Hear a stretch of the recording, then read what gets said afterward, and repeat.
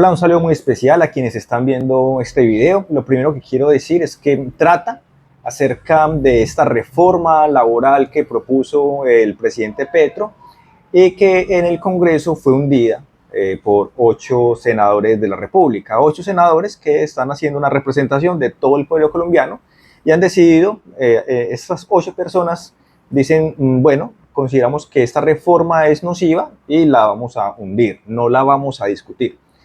Por mi parte, pienso que justamente el deber ser del Congreso de la República es debatir, entrar justamente a mirar en qué se puede estar de acuerdo, en qué no se está de acuerdo, votar los artículos y que salga definitivamente lo que se puede aprobar. No hay que votar favorablemente a todo lo que el gobierno proponga, obviamente, ahí tiene que haber oposición, esa oposición tiene que argumentar claramente en qué no se está de acuerdo para así poder proceder con la legislación. Los que votamos por el presidente Gustavo Petro estamos esperando unas reformas en el país, estamos esperando unas reformas que vienen avanzando a un paso medianamente rápido con relación a entrega de tierras para una reforma agraria que promueva la tenencia de tierras por el campesino, que pueda producir en sus tierras, que abarate el costo de los alimentos, y esto ha venido pasando. Ha habido mayor entrega en este gobierno que en lo que pasó en el gobierno de Santos y en el gobierno de Duque juntos. Este gobierno ha entregado más tierras, aún así sigue siendo lento ese proceso. Pero no nos desviemos del tema, estamos hablando de la reforma laboral, es otra de las reformas que por mi parte estaba esperando de este gobierno, y lo que hizo el Congreso fue hundirla. Entonces, para dar, digamos que unos pasos adelante en este proceso, entonces el gobierno decide proponer una consulta popular, que es otro mecanismo que propone la Constitución y es donde el constituyente primario, es decir, la población colombiana, puede decir si está a favor de unas preguntas que el gobierno realizará o si está en desacuerdo de esas preguntas que plantee. Ya están las 12 preguntas, tienen que pasar también por Congreso, tienen que pasar también por la Corte Constitucional, pero entonces voy a mencionar un poquito acerca de cada una de ellas y cómo voy a votar en relación con lo que está allí planteado. Bueno, la primera pregunta plantea que si estamos de acuerdo en que la jornada máxima de trabajo sea de 8 horas y si el día debería contarse entre las 8 de la mañana y las 6 de la tarde. A esa pregunta mi respuesta es un sí rotundo. Primero, porque ya un gobierno anterior nos pasó la noche hasta las 10. Es decir, de 6 de la tarde a las 10 de la noche se paga la hora común y corriente, normalita. Y eso se hizo, digamos que con la intención de fomentar mayor empleo por parte del empresariado.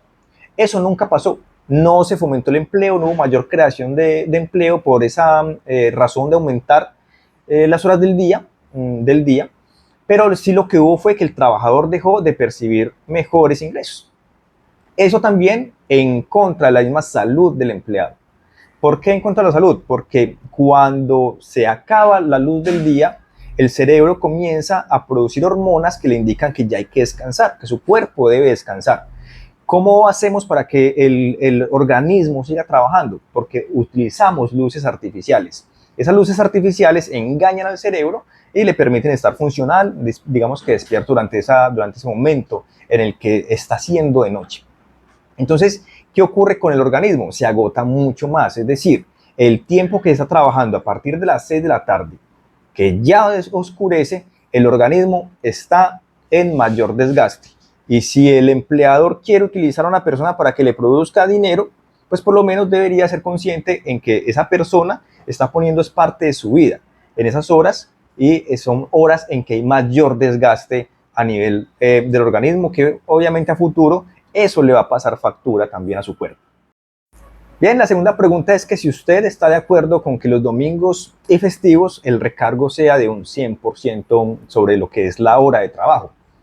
Para esa pregunta no estoy de acuerdo con la propuesta del gobierno. En este momento es del 75%, me parece que es adecuada, es equilibrada para el empleador y es equilibrada para el empleado.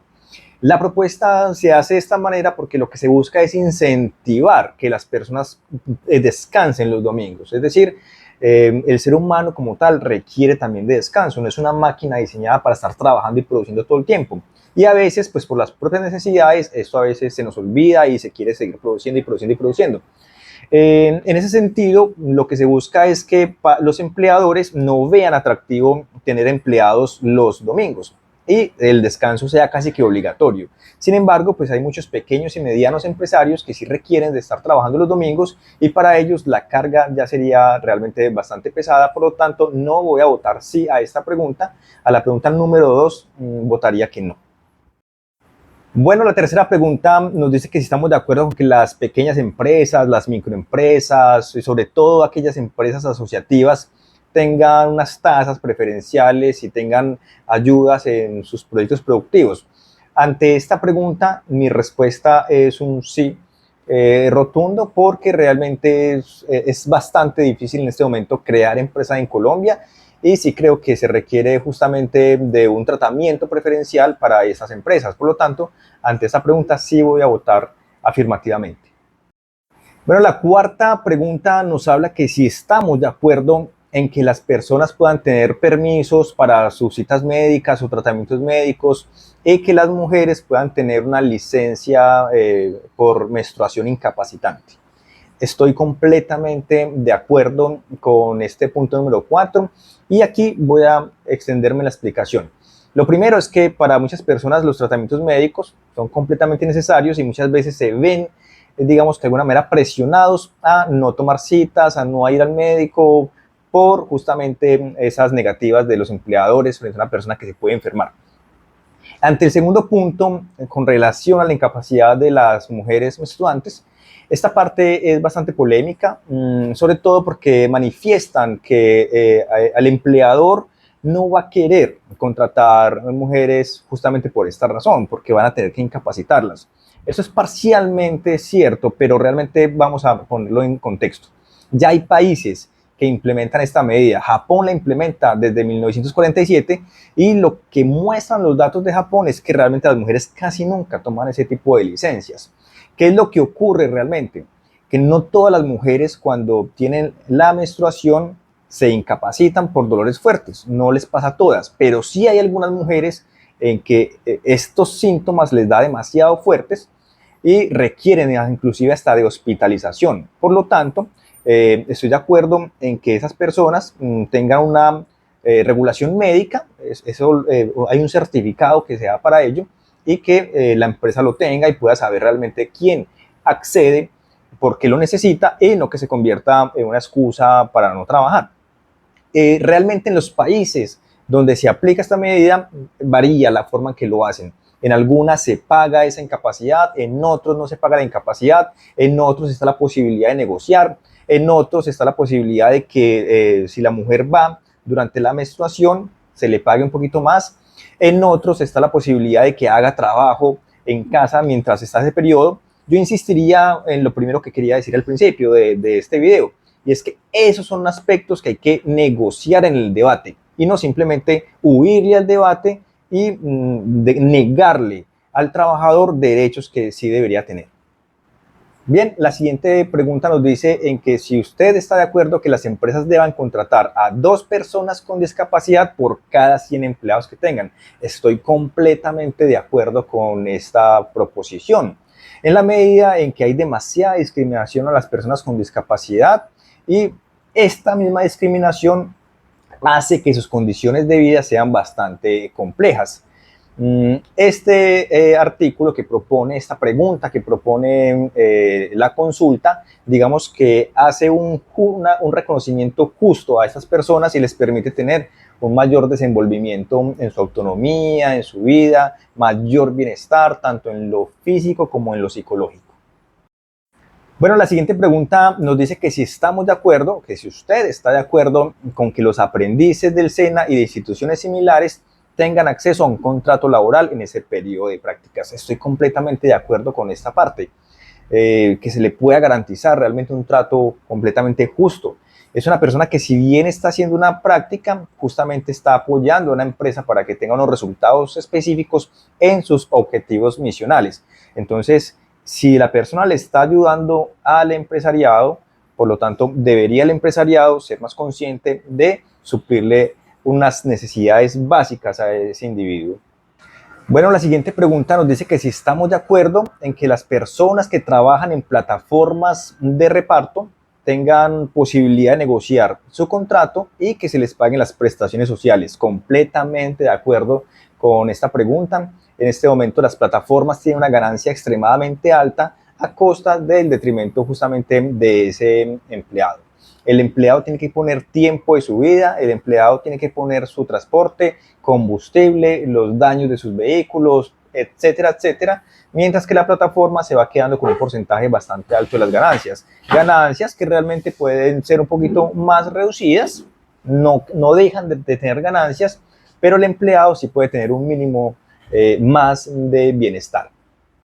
Bien, la siguiente pregunta nos dice que si estamos de acuerdo con que el empresariado tenga un régimen especial, el empresariado del campo tenga un régimen especial para garantizar derechos laborales a los campesinos y que tengan un salario justo. Estoy completamente de acuerdo con esta pregunta. Recordemos que en Colombia el campesinado como tal es uno de los sectores que han sido más olvidados, con mayor deuda histórica que tenemos con ellos.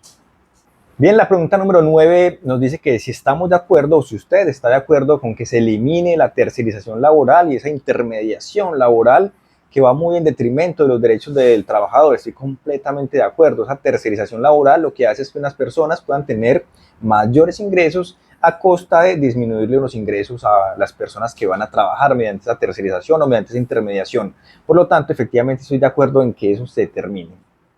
Bien, la siguiente pregunta nos menciona unos sectores bastante específicos de la población para mirar si estamos de acuerdo en que sean formalizados y tengan garantizados algunos derechos. Yo pensaría que esa pregunta está mal formulada, creo que no debería ser solamente unos sectores, sino en general la población colombiana debería buscarse la formalización y digamos que un pago justo por sus labores. Aunque voy a votar sí a esta pregunta porque es un avance en derechos, realmente no estoy de acuerdo en su formulación. Bueno, la pregunta número 11 nos invita a pensarnos como de una mayor formalización laboral con relación a los contratos de trabajo, mayor presencia de contratos a término indefinido. Estoy completamente de acuerdo en ello, aunque esta es una pregunta que me causa bastante molestia con el gobierno, porque la propuesta como tal que había de reforma laboral estaba muy dirigida al sector privado y no al sector público. El sector público tiene una deuda tremenda con los trabajadores porque la gran mayoría de ellos están bajo la figura de prestación de servicios, que es un contrato que va en detrimento de cualquier garantía laboral para el trabajador. Es un contrato extremadamente explotador y que debería terminarse por completo, y el Estado debería ser el primero en estar diciendo no vamos a contratar más por prestación de servicios. Entonces, aunque estoy de acuerdo con este punto, debería ser mucho más extendido a todos los sectores y sobre todo al sector público. Bueno, la última pregunta de esta consulta nos habla que si estamos de acuerdo en que se cree un fondo diferencial, un fondo que sería destinado a dar un bono a los campesinos y campesinas en reconocimiento pues a todo ese trabajo que han tenido durante su vida. Estoy completamente de acuerdo. Como lo decía anteriormente, los campesinos han sido extremadamente excluidos, han sido históricamente olvidados, y es un mínimo de reconocimiento justamente a sus años de trabajo que contribuyen al crecimiento del país. Bueno, en general voy a votar sí casi a todas las preguntas, solamente en la pregunta número 2 voy a votar que no, aunque insisto, hubiese sido lo ideal que se discutiera en el Congreso, se presentaran los argumentos y se aprobara lo que el consenso de las mayorías, y no tener que llegar a esos extremos pues de mayores gastos en una consulta, mayor movilización, mayor, digamos que ya se convierte más en un pulso político. Esa pelea no conviene. El país necesita avanzar, digamos, con mayor celeridad en reformas que son necesarias y no convertir cada propuesta que se hace en un pulso político. Bueno, gracias por ver este video, espero leer sus comentarios, estaré allí atento para conversar con ustedes.